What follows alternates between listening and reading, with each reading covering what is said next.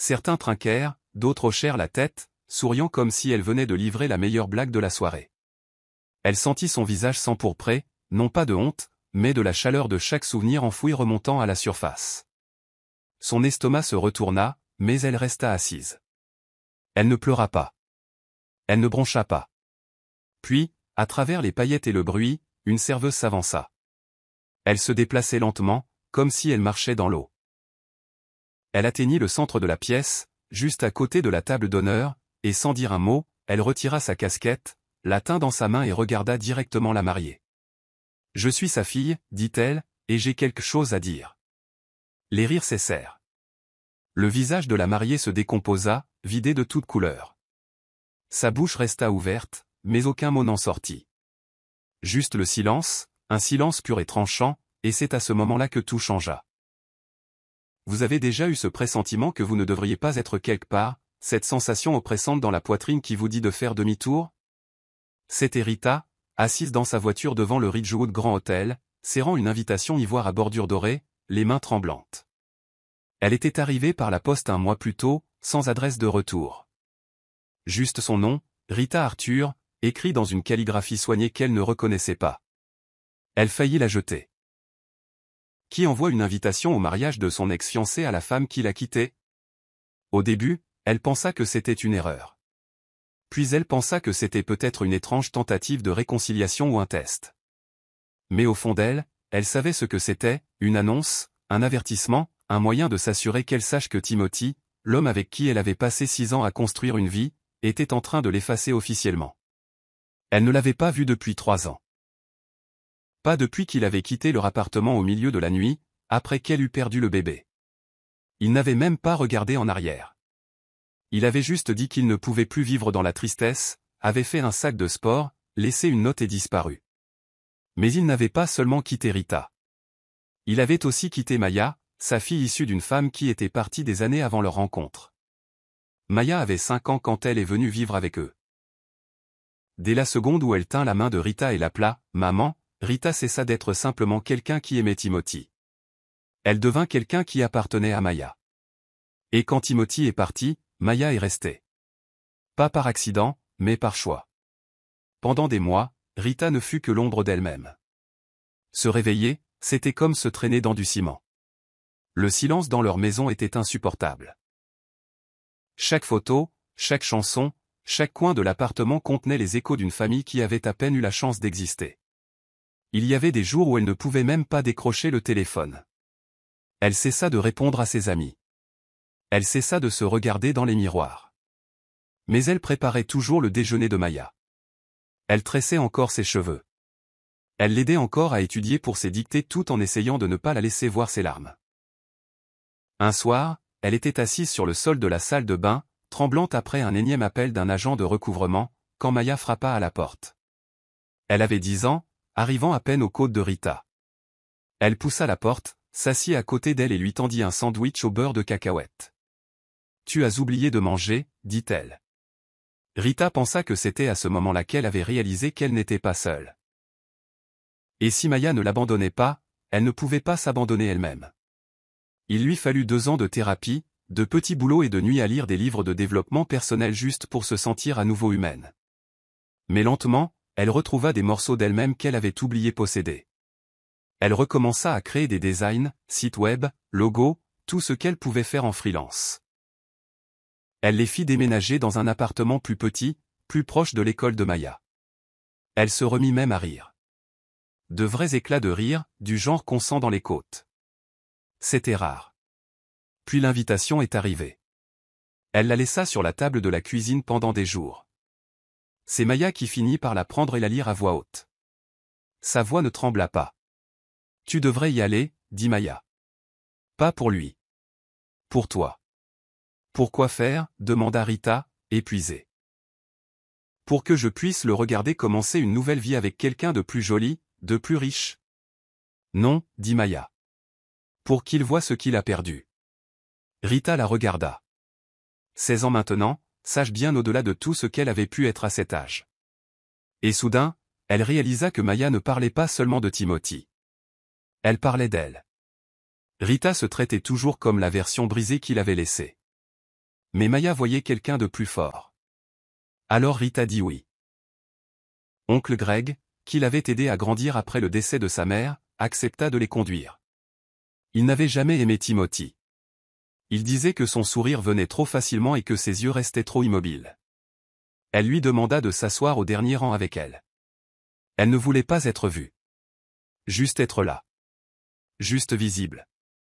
Elle ne savait pas dans quoi elle mettait les pieds. Elle s'attendait à de la gêne. Peut-être quelques chuchotements. Ce à quoi elle ne s'attendait pas, c'était un coup monté. Une humiliation mise en scène, vêtue de dentelle blanche et de lustre doré. Mais elle y viendrait. Car avant que le micro ne soit pris, avant que les verres ne soient levés et que les mensonges ne coulent comme du champagne, elle se tenait dans cette salle de bal, regardait l'homme qu'elle avait aimé et réalisait quelque chose qu'elle n'avait pas osé dire à voix haute jusqu'à ce jour. Il ne l'avait pas brisé. Il avait abandonné les morceaux. Et elle s'était reconstruite sans lui. Le mariage était tout ce qu'on pouvait attendre de quelqu'un qui cherchait désespérément à prouver que sa vie était parfaite. Des lustres en cristal pendaient comme des larmes de verre du plafond voûté. L'allée était bordée d'orchidées blanches importées. Chaque serviette était monogrammée. Même le quatuor à cordes semblait jouer avec une sorte de précision suffisante. Rita resta dans l'embrasure de la porte plus longtemps qu'elle n'aurait dû, essayant de garder une respiration régulière. Maya avait déjà disparu dans la cuisine pour prendre son service. Elle avait accepté un poste chez le traiteur, jurant que cela n'avait rien à voir avec le désir de garder un œil sur Rita. Mais Rita savait la vérité. Maya n'était pas seulement là pour servir des canapés. Elle était là pour la protéger, de la manière silencieuse et féroce qui la caractérisait. Rita repéra oncle Greg près du fond, déjà assis. Il lui fit un bref signe de tête qui disait « Tu t'en sors bien, même si c'est l'enfer ». Elle se glissa sur le siège à côté de lui, joignit les mains sur ses genoux et essaya de ne pas regarder vers l'autel. Mais elle le vit, Timothy. Il avait l'air presque identique, les épaules larges, ce stupide demi-sourire étudié. Il serrait la main de quelqu'un, un verre de whisky dans l'autre. Si on ne le connaissait pas, on le trouverait chaleureux, magnétique. Mais Rita connaissait la distance tranquille derrière ce sourire, la façon dont il utilisait le charme comme une armure. Elle savait à quoi il ressemblait la nuit de son départ, des yeux vides et le silence, pas un seul regard en arrière. Puis elle vit Rose, le voile, toute de soie blanche et de cheveux blonds étincelants, un rire un peu trop fort, un peu trop appuyé. Elle se penchait vers Timothy comme si elle posait pour une couverture de magazine. Chaque mouvement semblait chorégraphié pour dire « Regardez ce que j'ai, regardez ce qu'elle n'aurait jamais pu être ». Ils échangèrent leurs vœux devant une arche florale géante. La voix de Timothy ne flancha pas une seule fois. Rita garda la tête baissée, se mordillant l'intérieur de la joue juste pour rester ancrée. La foule applaudit lorsqu'ils s'embrassèrent. Rose se tourna vers les invités, rayonnante comme si elle venait de gagner quelque chose. Puis la réception commença. Les verres trinquèrent, les serveurs circulaient comme des automates à travers la foule. Les gens riaient, bavardaient, admiraient les robes des autres. Rita resta assise tranquillement, sirotant de l'eau, se forçant à rester présente. Maya passa une fois avec un plateau de bruschetta. Leurs regards se croisèrent une brève seconde, elle lui fit un clin d'œil. « Ça va ?» murmura oncle Greg. « Je respire encore, » dit Rita. Puis vinrent les toasts. Le témoin, la demoiselle d'honneur, un cousin, toutes les histoires habituelles. Comment Timothy était un type génial, comment Rose l'avait transformé en un homme meilleur. Rita réussit presque à ne plus écouter jusqu'à ce qu'elle entende sa voix. « Je voudrais dire quelque chose. » C'était Rose, debout à la table d'honneur, tenant une flûte de champagne. Ses yeux brillaient sous les lumières, mais il y avait quelque chose de plus acéré derrière. Elle ne regarda pas Timothy, elle regarda la foule, puis Rita. Quand j'ai rencontré Timothy, c'était un homme bien, mais il était blessé, abîmé par quelqu'un qui ne savait pas l'aimer comme il fallait. Une femme qui était trop brisée pour voir la chance qu'elle avait. Rita se figea, sa peau passant du chaud au froid en un instant. Les mots la frappèrent comme une gifle dans une pièce silencieuse. Elle a failli le détruire, continua Rose, avec un rire si léger qu'il retourna l'estomac de Rita. Mais je l'ai sauvé, je l'ai guéri, et aujourd'hui, il est enfin là où il doit être. Des rires suivirent, de vrais rires. Les gens trinquèrent, les verres s'entrechoquèrent, quelques-uns applaudirent même. Oncle Greg marmonna quelque chose dans sa barbe. Rita ne pouvait plus bouger. Chaque partie d'elle hurlait de se lever, de parler, de crier même. Mais elle ne le fit pas. Elle se contenta de fixer Rose. Cette femme qui ne savait rien des nuits où Rita tenait la main de Timothy pendant qu'il pleurait la perte de la garde de Maya. Rien des matins où elle se levait tôt pour écrire des lettres de motivation pour sa recherche d'emploi. Rien de la photo d'échographie qu'elle avait enterrée au fond de son tiroir. Celle qu'elle n'avait jamais pu encadrer. Rose ne l'avait pas sauvée. Elle était juste arrivée après qu'il se soit déjà enfui. Et c'est là que Rita remarqua le mouvement près de la cuisine. L'une des serveuses s'était arrêtée. Elle fixait directement Rose, la mâchoire serrée, les poings fermés. C'était Maya. Elle s'avança, tremblante mais stable, et commença à marcher entre les tables, dépassant les verres qui trinquent, droit vers le micro. Rita regarda ses épaules se soulever et s'abaisser. Puis elle retira sa casquette de serveuse, la tint dans sa main et dit d'une voix plus forte que Rita ne l'avait jamais entendue, « Je suis sa fille, et j'ai quelque chose à dire. » La salle tomba dans un silence de mort, et Rita sut à cet instant que la nuit était loin d'être terminée. « Je suis sa fille, et j'ai quelque chose à dire. » La voix de Maya trancha la pièce comme du verre sur du marbre poli. Chaque flûte de champagne se figea en l'air. Chaque conversation s'arrêta net. Le silence était épais, confus, électrique. Les gens se tournèrent sur leurs chaises, certains chuchotèrent. Le sourire de Rose se crispa, sa main toujours gelée autour de son verre. Timothy se tourna lentement sur son siège, fixant la jeune fille en tablier noir et chemise blanche qui venait de démasquer chaque mensonge sur lequel il avait bâti cette soirée. Maya se tenait à côté de la piste de danse. Sa casquette serrée dans ses mains. Ses boucles s'étaient échappées de son chignon. Sa poitrine se soulevait et s'abaissait comme si chaque souffle devait être puisé au plus profond d'elle-même. « Elle n'est pas juste la femme que vous ridiculisez, dit-elle, la voix se brisant sur les bords. C'est la femme qui m'a élevée. » Rose cligna des yeux, confuse. « Attendez, quoi ? » « Je suis la fille de Timothy, répéta Maya. « D'avant qu'il ne te rencontre. D'avant qu'il ne s'enfuit. D'avant qu'il ne prétende que nous n'existions pas, l'atmosphère changea. » Quelques personnes hochèrent la tête. Rita vit l'un des cousins de Timothy abaisser lentement son téléphone, comme s'il ne savait pas s'il devait continuer à filmer. Maya fit un pas en avant. Elle ne lisait pas un discours. Ce n'était pas prévu. Mais c'était la vérité, et elle avait du poids. Il est parti quand j'avais 11 ans. Pas seulement ma mère. Il m'a quitté, moi. N'a pas appelé. N'a pas écrit. A juste disparu. Et vous osez la traiter de brisée.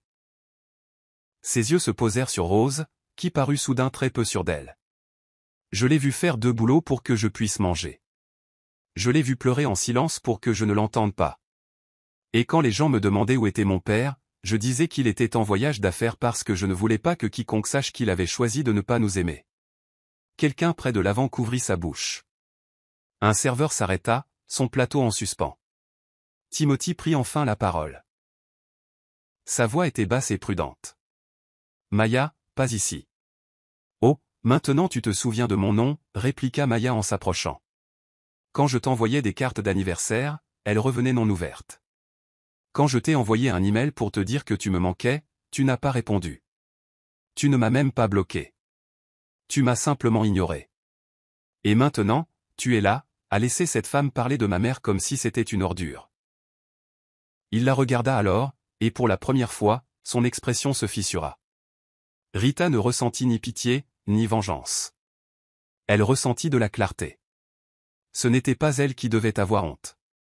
Elle ne t'a pas brisé, continua Maya, sa voix tremblante mais s'élevant. Tu t'es brisé toi-même. Et puis tu as essayé de nous enterrer comme si nous n'existions pas. Rose regarda autour d'elle, cherchant du soutien mais n'en trouvant aucun. Elle se tourna vers Timothy. C'est vrai, ça ? Il ne répondit pas. Il se contenta de fixer sa fille comme si un étranger venait d'entrer, portant sa dernière chance. Maya se dirigea vers Rita. Chaque pas qu'elle faisait résonnait comme un coup de tonnerre dans la poitrine de Rita. Elle lui prit la main. Rita se leva. Ses doigts s'enroulèrent autour de ceux de Maya. Et dans ce petit geste, quelque chose en elle qui dormait commença à s'éveiller. Pas la rage. Pas l'amertume. Mais le pouvoir. Elle n'est pas venue ici pour se battre, dit Maya en se tournant vers la foule. Elle est venue parce que je lui ai dit de le faire. Parce que je voulais qu'elle voie qu'elle n'a plus besoin de se cacher. Puis elle regarda droit dans les yeux de Rose, calme et posée. Elle n'a pas besoin d'être invitée dans une pièce pour y avoir sa place. Et personne n'a le droit de réécrire notre histoire pour se donner le beau rôle. La salle retint son souffle. La main de Rose tremblait autour de sa flûte de champagne. C'est de la folie, murmura-t-elle. Elle essaie juste de ruiner mon mariage. Vous l'avez ruiné, dit Maya en relevant le menton. À la seconde où vous l'avez construit sur des mensonges. Puis elle se tourna et s'éloigna, entraînant Rita avec elle. La foule s'écarta lentement. Les chuchotements s'élevèrent comme de la fumée.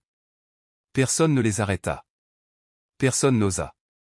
Derrière elle, Rita entendit Timothy appeler une fois « Maya », mais elle ne se retourna même pas. Dehors, l'air était frais et immobile. Maya expira fortement, comme si elle avait retenu la vérité toute sa vie. Elle leva les yeux vers Rita, les yeux embués de larmes mais souriantes. « Je n'allais pas la laisser t'humilier, dit-elle.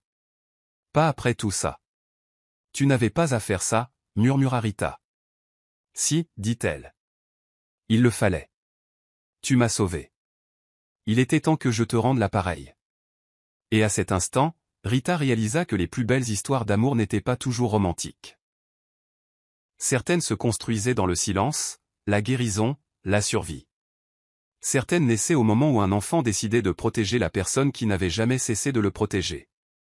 Il n'avait même pas fait la moitié du couloir quand quelqu'un derrière eux appela d'une voix sèche et paniquée. Attendez. C'était Rose. Elle les avait suivis hors de la salle de bal. Sa robe traînait derrière elle comme un voile de fierté déchiqueté. Ses boucles parfaites rebondissaient alors qu'elle accélérait le pas, mais elle n'avait plus l'air parfaite. Son mascara commençait à couler. Ses mains tremblaient. Pour la première fois de la soirée, elle avait l'air réelle et effrayée. Maya se retourna la première. Rita resta immobile, ne sachant pas ce que cette femme pourrait bien dire qui ait de l'importance maintenant. Vous ne pouvez pas faire ça, tout simplement, lança Rose. Vous ne pouvez pas débarquer à mon mariage et nous humilier. Nous, dit Maya en haussant les sourcils. Je n'ai rien dit qui ne soit pas vrai. Vous auriez pu gérer ça en privé. Non, dit Rita en s'avançant. C'est astérisque vous astérisque qui auriez pu gérer ça en privé.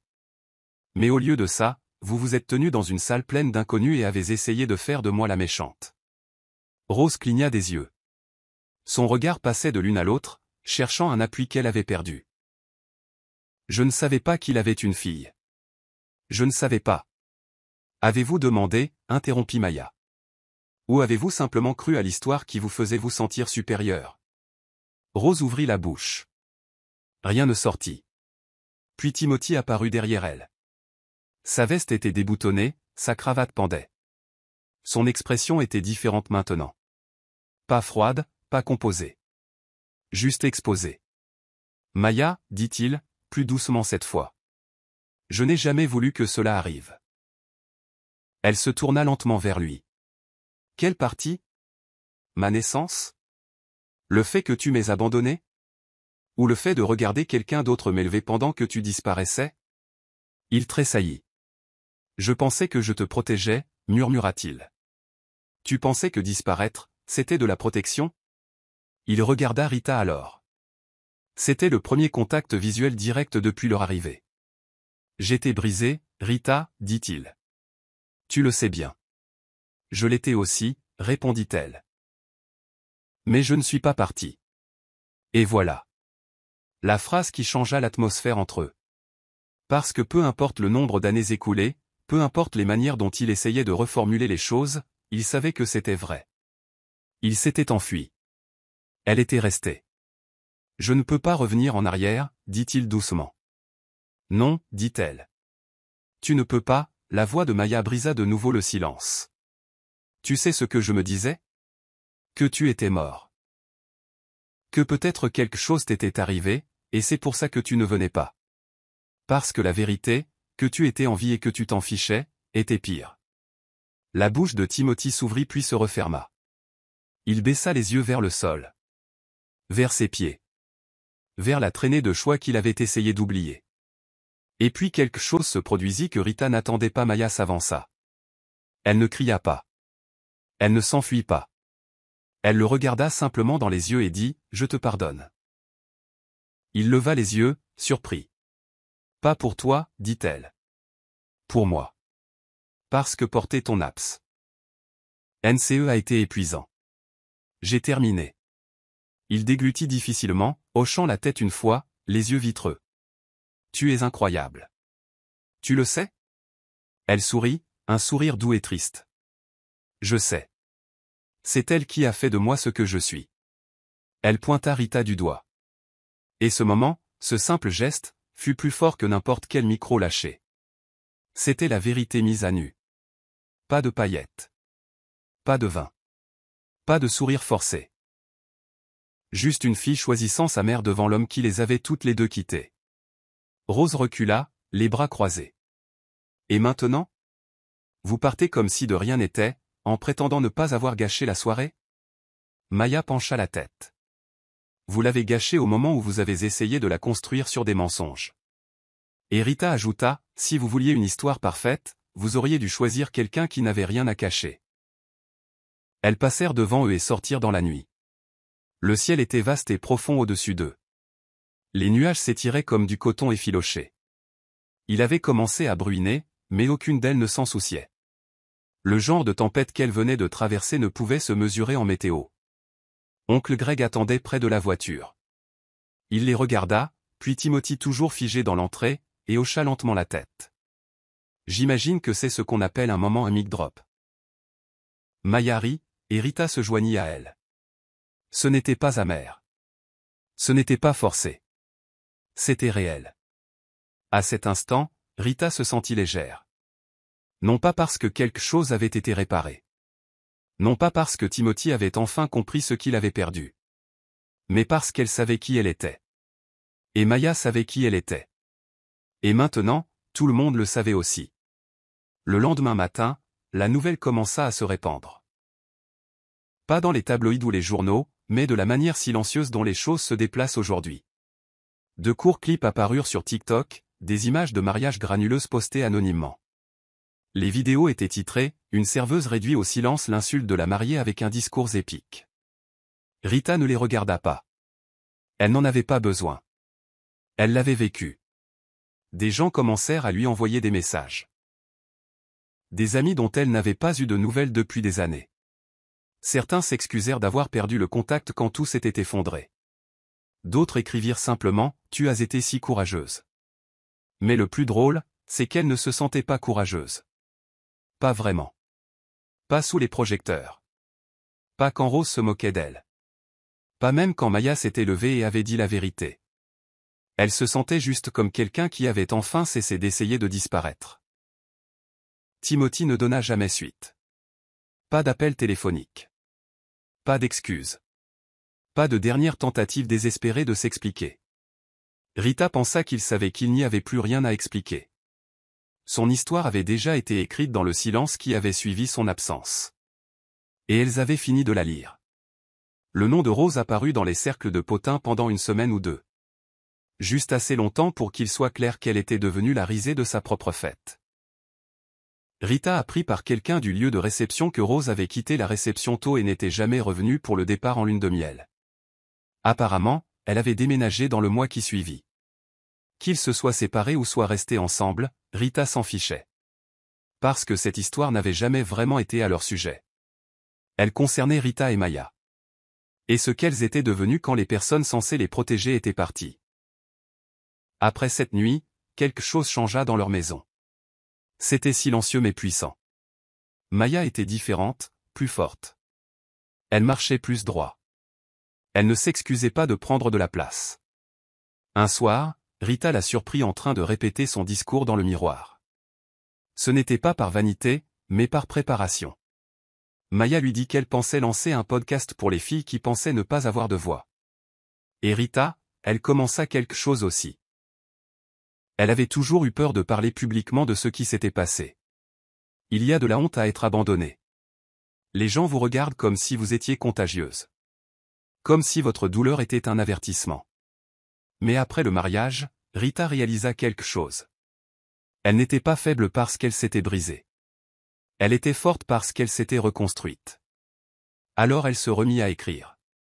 D'abord juste de petites notes. Puis des essais complets. Elle en envoya à un blog sur la parentalité. Il fut publié. Les commentaires affluèrent. Des mères, des filles, des femmes qu'elle n'avait jamais rencontrées. Toutes disant la même chose, merci d'avoir dit ce que je ne pouvais pas dire à voix haute. Cela se transforma en un blog, puis en un petit groupe communautaire. Quelques mois plus tard, elle enregistra une organisation à but non lucratif, le Second Fil. C'était un espace pour les femmes en voie de guérison après un abandon, un divorce ou des abus émotionnels. Elles organisaient des cercles de parole, fournissaient des conseils et aidaient les femmes à écrire leurs histoires. Littéralement et métaphoriquement. Rita ne s'attendait pas à ce que cela devienne ce que c'est devenu. Elle voulait juste offrir un espace où le silence n'était pas la seule option. Mais la partie la plus puissante de tout cela ne fut pas la conclusion publique. Ce fut un moment tranquille dans leur cuisine, un soir de janvier. Rita faisait la vaisselle. Maya était assise au comptoir, feuilletant son carnet, ses jambes se balançant du tabouret. Elle leva les yeux et dit, sans crier gare, « Tu sais, avant, je souhaitais que ma vraie mère soit restée. » Les mains de Rita s'immobilisèrent dans l'évier. « Mais maintenant, je comprends, » dit Maya. « Peut-être qu'elle est partie parce que j'étais censé finir avec toi. » Rita ne dit rien. Elle ne pouvait pas. Elle se retourna simplement, s'essuya les mains et serra Maya dans ses bras. Si fort qu'elle eut l'impression de l'inspirer. Parfois, la vie ne donne pas aux gens l'histoire qu'ils pensaient vouloir. Parfois, elle arrache des pages en plein milieu du chapitre et les laisse deviner la fin. Mais parfois, quand ils se battent, quand ils aiment fort, quand ils restent, ils obtiennent quelque chose de mieux. Ils peuvent écrire une nouvelle histoire.